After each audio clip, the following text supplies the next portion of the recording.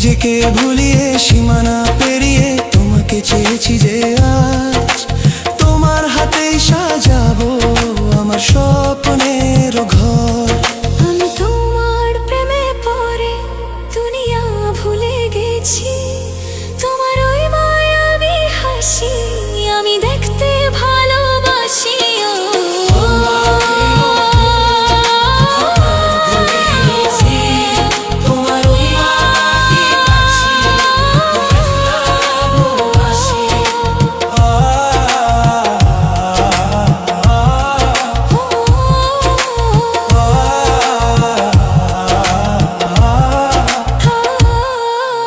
কত রঙে মনে মনে চোখে তোমার ছবি আঁকা, তোমারই যে নামে লেখা।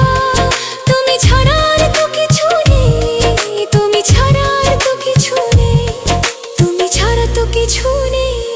বাবা সকালে অফিসে যাই, এই যে যে কাজের প্রেশার, এই কাজের প্রেশারে মানে তুমি যেটা পছন্দ করো না সেটাই বারবার হয়ে যাচ্ছে তোমার সামনে।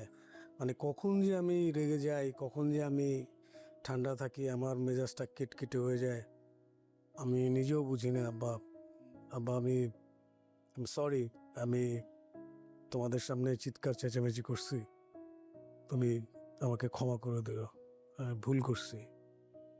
আমি আর কখনো আর তোমাদের সামনে চিৎকার চেঁচামেচি করবো না।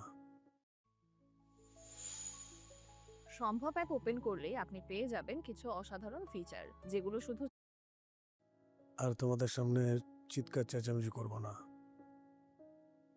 বা ওই যে তোমার মনে আছে না, আমি যে বললাম যে আমাদের নতুন ফ্ল্যাটে যে আমরা উঠবো, তখন কিন্তু তোমরা ওই কোণার রুমটায় উঠবা। ওইখানে ওঠার জন্য এখন থেকে প্রিপারেশন নিতে হবে, বাড়িতে এখন থেকে সবকিছু গোছগাছ করতে হবে, একবারে চলে আসতে হবে। তখন কিন্তু ওই সময়টা পাবা না, আমরা খুব তাড়াতাড়ি উঠবো আর কি, ঠিক আছে? বা মানে জিনিসটা হচ্ছে কি, যে আমি তো ঠিকই করে ফেলছি। ঠিক যাও তো, এখন কথা বলতে ভালো লাগতেছে না। যাও দাদু ভাই, দর্শক ভক্ত